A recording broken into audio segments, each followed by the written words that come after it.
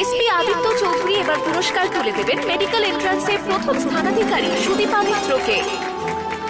মাকে বাঁচাতে পারিনি, কিন্তু ডাক্তার হয়ে আমি একদিন মানুষের জীবন বাঁচাবো। দেখো বাবা। হোয়াট?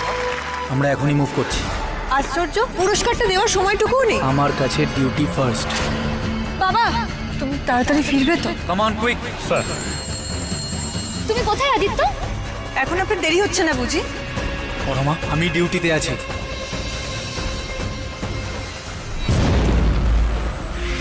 নতুন যুগ, নতুন জীবন, অনুরাগের ছোঁয়া। 4 সেপ্টেম্বর থেকে প্রতিদিন রাত 9:30টায় স্টার জলসায় ও জিও হটস্টারে।